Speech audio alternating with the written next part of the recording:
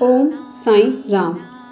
श्री साईं सच्चरित्र अध्याय 7। इस अध्याय में हम श्रवण करेंगे अद्भुत अवतार श्री साईं बाबा की प्रकृति, उनकी योगिक क्रियाएं, उनकी सर्वव्यापकता, कुष्ठ रोगी की सेवा, खापड़े के पुत्र को प्लेग, पंढरपुर गमन और साईं बाबा के अद्भुत अवतार। तो आइए शुरू करते हैं। ओम साईं राम। श्री साईं बाबा समस्त योगिक क्रियाओं में पारंगत थे। 6 प्रकार की क्रियाओं के तो वे पूर्ण ज्ञाता थे। 6 क्रियाएं जिनमें धोती, जिसमें एक 3 इंच चौड़े व 22.5 इंच लंबे कपड़े के भीगे हुए टुकड़े से पेट को स्वच्छ करना शामिल होता है। इसके अलावा खंड योग अर्थात अपने शरीर के अवयवों को पृथक पृथक कर उन्हें पुनः पूर्ववत जोड़ना और समाधि आदि भी सम्मिलित हैं। यदि कहा जाए कि वे हिंदू थे तो आकृति से वे यवन से प्रतीत होते थे। कोई भी यह निश्चय पूर्वक नहीं कह सकता था कि वे हिंदू थे या यवन थे। वे हिंदुओं का रामनवमी उत्सव यथाविधि मनाते थे और साथ ही मुसलमानों का चंदन उत्सव भी। वे उत्सव में कुश्ती को प्रोत्साहन तथा विजेताओं को पर्याप्त पुरस्कार देते थे। गोकुल अष्टमी को वे गोपाल काला उत्सव भी बड़ी धूमधाम से मनाते थे। ईद के दिन वे मुसलमानों को मस्जिद में नमाज पढ़ने के लिए आमंत्रित किया करते थे। एक समय मुहर्रम के अवसर पर मुसलमानों ने मस्जिद में ताजिए बनाने तथा कुछ दिन वहां रखकर फिर जुलूस बनाकर गांव से निकालने का कार्यक्रम बचा। श्री साईं बाबा ने केवल 4 दिन ताजियों को वहां रखने दिया और बिना किसी राग द्वेष के 5वें दिन वहां से हटवा दिया। यदि कहें कि वे यवन थे तो उनके कान हिंदुओं की रीति के अनुसार छिदे हुए थे, और यदि ऐसा कहें कि वे हिंदू थे तो वे सुनता करने के पक्ष में थे। नाना साहेब चांदोरकर, जिन्होंने उनको बहुत समीप से देखा है, उन्होंने बतलाया कि उनकी सुन्नत नहीं हुई है। साईं लीला पत्रिका श्री बी देव द्वारा लिखित शीर्षक बाबा यवन की हिंदू पृष्ठ 562 में ऐसा लिखा गया है। यदि कोई उन्हें हिंदू घोषित करे तो वे सदा मस्जिद में निवास करते थे, और यदि यवन कहे तो वे सदा धूनी प्रज्वलित रखते थे तथा उन्हें अन्य कर्म जो इस्लाम धर्म के विरुद्ध हैं, जैसे चक्की पीसना, शंख तथा घंटानाद, होम आदि कर्म करना, अन्नदान और अर्घ्य द्वारा पूजन आदि सदैव वहां चलते रहते थे। यदि कोई कहे कि वे यवन थे तो कुलीन ब्राह्मण और अग्निहोत्री भी अपने नियमों का उल्लंघन कर सदा उनको साष्टांग नमस्कार किया करते थे, और जो इनके स्वदेश का पता लगाने गए उन्हें अपने प्रश्न ही विस्मृत हो गया और वे उनके दर्शन मात्र से मोहित हो गए। अस्तु इसका निर्णय कोई ना कर सका कि यथार्थ में साईं बाबा हिंदू थे या यवन थे।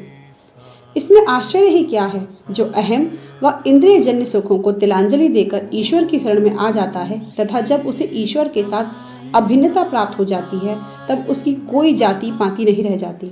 इसी कोटि में श्री साईं बाबा थे। वे जातियों और प्राणियों में किंचित मात्र भी भेदभाव नहीं रखते थे। फकीरों के साथ वे आमिष और मछली का सेवन भी कर लेते थे। कुत्ते भी उनके भोजन पात्र में मुंह डालकर स्वतंत्रता पूर्वक खाते थे, परंतु उन्होंने कभी कोई आपत्ति नहीं की। ऐसा अपूर्व और अद्भुत श्री साईं बाबा का अवतार था। गत जन्मों के शुभ संस्कारों के परिणाम स्वरूप मुझे भी उनके श्री चरणों के समीप बैठने और उनका सत्संग अनुभव करने का सौभाग्य प्राप्त हुआ। मुझे जिस आनंद और सुख का अनुभव हुआ उसका वर्णन मैं किस प्रकार कर सकता हूँ। यथार्थ में बाबा अखंड सच्चिदानंद थे। उनकी महानता और अद्वैतता का बयान कौन कर सकता है। जिसने उनके श्री चरण कमलों की शरण ली है उसे साक्षात्कार की प्राप्ति हुई। अनेक सन्यासी, साधक और मुमुक्ष जन भी श्री साईं बाबा के पास आया करते थे। बाबा भी सदैव उनके साथ चलते फिरते, उठते बैठते और उनसे वार्तालाप कर उनका चित्तरंजन किया करते थे। अल्लाह मालिक सदैव उनके होठों पर था। वे कभी भी विवाद और मतभेद में नहीं पड़ते थे तथा शांत और स्थिर रहते थे, परंतु कभी कभी वे क्रोधित हो जाया करते थे। वे सदैव ही वेदांत की शिक्षा दिया करते थे। कोई भी अंत तक ना जान सका कि साईं बाबा वास्तव में कौन थे। अमीर और गरीब दोनों उनके लिए एक समान थे। वे लोगों के गहरे व्यापार को पूर्णतः जानते थे, और जब वे रहस्य प्रकट करते तो सब विस्मित हो जाते थे। स्वयं ज्ञानावतार होते हुए भी वे सदैव अज्ञानता का प्रदर्शन किया करते थे। उन्हें आदर सत्कार से सदैव अरुचि थी। इसी प्रकार का श्री साईं बाबा का वैशिष्ट्य था। थे तो वे शरीरधारी, परंतु कर्मों से उनकी ईश्वरीयता स्पष्ट झलकती थी। शिरडी के सकल नर नारी उन्हें पर ब्रह्मा ही मानते थे। बाबा की प्रकृति। मैं मूर्ख जो हूँ श्री साईं बाबा की अद्भुत लीलाओं का वर्णन नहीं कर सकता। शिरडी के प्राय समस्त मंदिरों का उन्होंने जीर्णोद्धार किया है। श्री तात्या पाटिल के द्वारा शनि, गणपति, शंकर, पार्वती, ग्राम देवता और हनुमान जी आदि के मंदिर ठीक करवाए। उनका दान भी विलक्षण था। दक्षिणा के रूप में जो धन एकत्रित होता था उसमें से वे किसी को 20 रुपए, किसी को 15 रुपए या किसी को 50 रुपए देते थे। इस प्रकार प्रतिदिन स्वच्छता पूर्वक वितरण कर देते थे। प्राप्तिकर्ता उसे शुद्ध दान समझता था। बाबा की भी सदैव यही इच्छा थी कि उसका उपयुक्त रीति से व्यय किया जाए। बाबा के दर्शन से भक्तों को अनेक प्रकार का लाभ पहुंचता था। अनेकों निष्कपट और स्वस्थ बन गए। दुष्टात्मा पुण्यात्मा में परिणित हो गए। अनेकों कुष्ठ रोगों से मुक्त हो गए और अनेकों को मनवांछित फल की प्राप्ति हो गई। पंगुओं की पंगुता नष्ट हो गई। उनकी कीर्ति दूर दूर तक फैलती गई और भिन्न भिन्न स्थानों से यात्रियों के झुंड शिरडी आने लगे। बाबा सदैव धूनी के पास ही आसन जमाए रहते थे और वहीं विश्राम किया करते थे। वे कभी स्नान करते और कभी स्नान किए बिना ही समाधि में लीन रहते थे। वे सिर पर एक साफा, कमर में एक धोती और तन ढकने के लिए एक कफनी धारण करते थे। प्रारंभ से ही उनकी वेशभूषा इसी प्रकार थी। अपने जीवन काल के पूर्वार्ध में वे गांव में चिकित्सा कार्य भी किया करते थे। रोगियों को निदान कर उन्हें औषधि भी देते थे और उनके हाथ में अपरिमित यश था। इस कारण से वे अल्प काल में ही योग्य चिकित्सक विख्यात हो गए। यहाँ केवल एक ही घटना का उल्लेख किया जाता है जो बड़ी विचित्र सी है। विलक्षण नेत्र चिकित्सा। एक भक्त की आंखें बहुत लाल हो गई थी। उनमें सूजन भी आ गई थी। शिरडी सरी के छोटे ग्राम में डॉक्टर कहाँ मिलते हैं। तब भक्तगण ने रोगी को बाबा के समक्ष उपस्थित किया। इस प्रकार की पीड़ा में डॉक्टर प्राय लेप, मरहम, अंजन, गाय का दूध तथा कपूर युक्त औषधियों का प्रयोग में लाते हैं। पर बाबा की औषधि तो सर्वथा ही भिन्न थी। उन्होंने भिलावा पीसकर उसकी 2 गोलियां बनाई और रोगी के नेत्रों में एक एक गोली चिपकाकर कपड़े की पट्टी से आंखें बांध दी। दूसरे दिन पट्टी हटाकर नेत्रों के ऊपर जल के छींटे छोड़े गए। अब सूजन कम हो गई थी और नेत्र प्राय निरोगी हो गए थे। नेत्र शरीर का एक अत्यंत सुकोमल अंग है, परंतु बाबा की औषधि से कोई हानि नहीं पहुंची, बल्कि नेत्रों की व्याधि दूर हो गई। इस प्रकार अनेक रोगी निरोगी हो गए। यह घटना तो केवल उदाहरण स्वरूप ही यहाँ दी गई है। बाबा की यौगिक क्रियाएं। बाबा को समस्त यौगिक प्रयोग और क्रियाएं ज्ञात थी। उनमें से केवल 2 का ही यहाँ उल्लेख किया जा रहा है। धौती क्रिया अर्थात आंतें स्वच्छ करने की क्रिया। प्रति तीसरे दिन बाबा मस्जिद से पर्याप्त दूरी पर एक वट वृक्ष के नीचे किया करते थे। एक अवसर पर लोगों ने देखा कि उन्होंने अपनी आंतों को उदर से बाहर निकालकर उन्हें चारों ओर से स्वच्छ किया और समीप के वृक्ष पर सूखने के लिए रख दिया। शिरडी में इस घटना की पुष्टि करने वाले लोग अभी भी जीवित हैं। उन्होंने इस सत्य की परीक्षा भी की है। साधारण धोती क्रिया एक 3 इंच चौड़े व 22.5 लंबे गीले कपड़े के टुकड़े से की जाती है। इस कपड़े को मुंह के द्वारा उदर में उतार लिया जाता है तथा उसे लगभग आधे घंटे तक रखे रहते हैं ताकि उसका पूरा प्रभाव हो जाए। इसके पश्चात उसे बाहर निकाल लेते हैं। पर बाबा की तो यह धोती क्रिया सर्वथा ही विचित्र और असाधारण थी। खंड योग। एक समय बाबा ने अपने शरीर के अवयव पृथक पृथक कर मस्जिद के भिन्न भिन्न स्थानों में बिखेर दिए। अकस्मात उसी दिन एक महाशय मस्जिद में पधारे और अंगों को इस प्रकार यहाँ वहां बिखरा देखकर बहुत ही भयभीत हुए। पहले उनकी इच्छा हुई कि ग्राम अधिकारी को यह सूचना दे देनी चाहिए कि किसी ने बाबा का खून कर उनके टुकड़े टुकड़े कर दिए हैं, परंतु सूचना देने वाला पहले ही पकड़ा जाता है। यह सोचकर वे मौन रहे। दूसरे दिन जब वे मस्जिद में गए तो बाबा को पूर्ववत हष्ट पुष्ट और स्वस्थ देखकर उन्हें बड़ा विस्मय हुआ। उन्हें ऐसा लगा कि पिछले जो दृश्य उन्होंने देखा था वह कहीं स्वप्न तो नहीं था। बाबा बाल्यकाल से ही योगिक क्रियाएं करते थे और उन्हें जो अवस्था प्राप्त हो चुकी थी उसका सत्य ज्ञान किसी को भी नहीं था। चिकित्सा के नाम से उन्होंने कभी किसी से एक पैसा भी स्वीकार नहीं किया। अपने उत्तम लोकप्रिय गुणों के कारण उनकी कीर्ति दूर दूर तक फैल गई थी। उन्होंने अनेक निर्धनों रोगियों को स्वास्थ्य प्रदान किया। इस प्रसिद्ध डॉक्टर मसीहों के मसीहा ने कभी अपने स्वार्थ की चिंता न कर अनेक विघ्नों का सामना किया तथा स्वयं असहनीय वेदना और कष्ट सहन कर सदैव दूसरों की भलाई की और उन्हें विपत्तियों में सहायता पहुंचाई। वे सदा पर कल्याणार्थ चिंतित रहते थे। ऐसी ही एक घटना नीचे यहाँ दी गई है जो उनकी सर्वव्यापकता तथा उनके महान दयालुता की घोतक है। बाबा की सर्वव्यापकता और दयालुता। सन 1910 में बाबा दीपावली के शुभ अवसर पर धूनी के समीप बैठे हुए अग्नि ताप रहे थे तथा साथ ही धूनी में लकड़ियां डालते जा रहे थे। धूनी प्रचंडता से प्रज्वलित थी।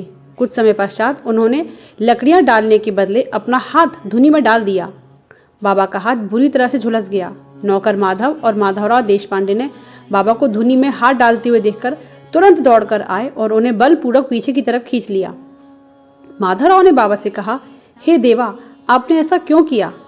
बाबा सावधान होकर कहने लगे, यहाँ से कुछ दूरी पर एक लोहारिन जब भट्टी धोंक रही थी, उसी समय उसके पति ने उसे बुलाया। कमर पर बैठे हुए शिशु का ध्यान छोड़कर वह शीघ्रता से वहां दौड़कर गई। अभाग्यवश शिशु फिसलकर भट्टी में गिर पड़ा। मैंने तुरंत भट्टी में हाथ डालकर शिशु के प्राण बचा लिए। मुझे अपने हाथ जल जाने का कोई दुख नहीं है, परंतु मुझे संतोष है कि एक मासूम के प्राण बच गए। कुष्ठ रोगी की सेवा। माधवराव देशपांडे के द्वारा बाबा का हाथ जल जाने का समाचार पाकर श्री नाना साहेब चांदोरकर बंबई के सुप्रसिद्ध डॉक्टर श्री परमानंद के साथ दवाइयाँ, लेप, लिंट, मरहम तथा पट्टियां आदि साथ में लेकर शीघ्रता से शिरडी आए। उन्होंने बाबा से डॉक्टर परमानंद को हाथ की जांच करने और जले हुए स्थान में दवाई लगाने की अनुमति मांगी, परंतु यह प्रार्थना अस्वीकृत हो गई। हाथ जल जाने के पश्चात एक कुष्ठ रोग पीड़ित भक्त भागोजी शिंदे उनके हाथ पर सदैव पट्टी बांधते थे। उनका कार्य था प्रतिदिन जले हुए स्थान पर घी मलना और उसके ऊपर एक पत्ता रखकर पट्टियों से उसे पुनः पूर्ववत कसकर बांध देना।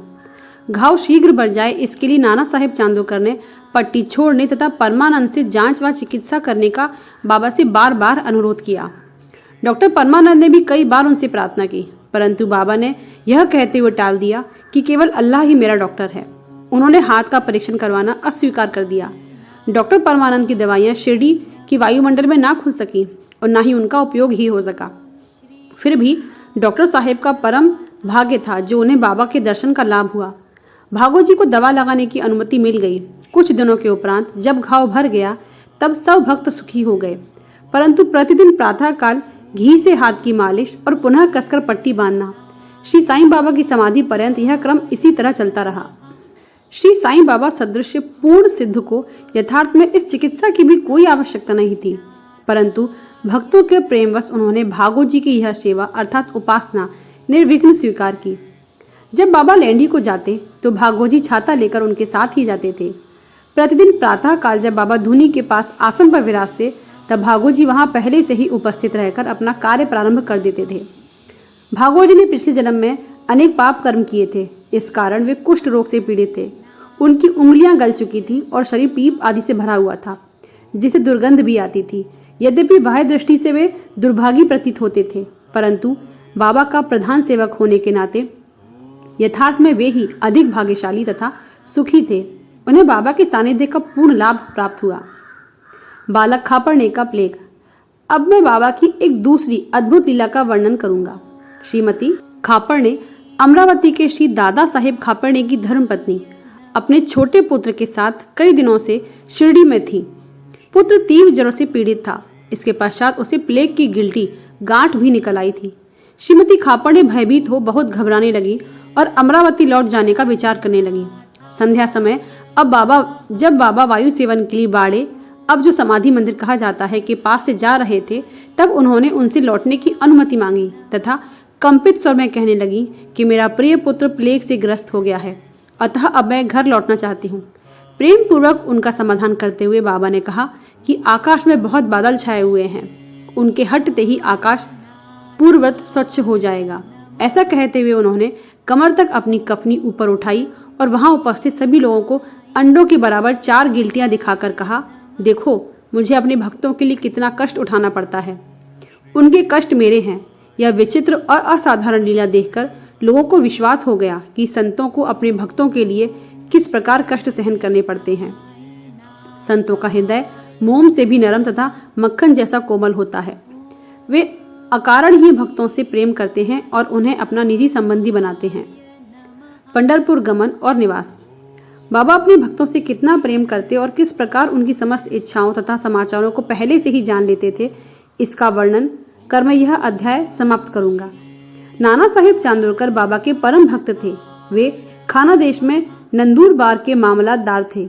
उनका पंढरपुर को तबादला हो गया और श्री साईं बाबा की भक्ति उन्हें फलदायी हो गई, क्योंकि उन्हें पंढरपुर, जो भूवैकुंठ पृथ्वी का स्वर्ग है, सदृश ही समझा जाता है, उसमें रहने का अवसर प्राप्त हो गया था।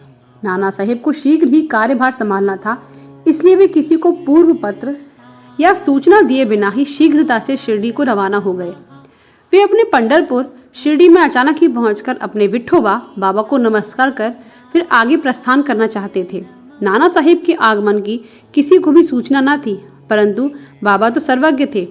जैसे ही नाना साहिब नीम गांव पहुंचे, जो शिरडी से कुछ ही दूरी पर है, बाबा महालसा पति अप्पा शिंदे और काशीराम से वार्तालाप कर रहे थे। उसी समय मस्जिद में स्तब्धता छा गई और बाबा ने अचानक ही कहा, चलो चारों मिलकर भजन करें। पंढरपुर के द्वार खुले हुए हैं। यह भजन प्रेम पूर्वक गाएं। पंढरपुरला जायंचा जायंचा, तिथेज मजला राहंचा राहंचा, तिथेज मजला राहंचा, घरते माझ्या रायंचा। सब मिलकर गाने लगे, अर्थात मुझे पंढरपुर जाकर वहीं रहना है, क्योंकि वहां मेरे स्वामी, मेरे ईश्वर का घर है। बाबा गाते जाते और भक्तगण उसे दोहराते जाते थे। कुछ समय में नाना साहिब ने वहां सकुटुंब पहुंचकर बाबा को प्रणाम किया। उन्होंने बाबा से पंढरपुर पधारने तथा वहां निवास करने की प्रार्थना की। पाठकों, अब इस प्रार्थना की आवश्यकता ही कहाँ थी। भक्तगण ने नाना साहिब को बतलाया कि बाबा पंढरपुर वास के भाव में पहले से ही थे। यह सुनकर नाना साहिब द्रवित होकर श्री चरणों पर गिर पड़े और बाबा की आज्ञा तथा आशीर्वाद प्राप्त कर वे पंढरपुर को रवाना हो गए। बाबा की कथाएं अनंत हैं। अन्य विषय जैसे मानव जन्म का महत्व, बाबा का भिक्षावृत्ति पर निर्वाह, बाईजाबाई की सेवा तथा अन्य कथाओं को हम अगले अध्याय के लिए शेष रखकर अब मुझे यहाँ विश्राम करना चाहिए। श्री सद्गुरु साई नाथार्पणमस्तु। शुभम भवतु। इति श्री साई सच्चरित्र अध्याय 7 समाप्त। धन्यवाद दोस्तों।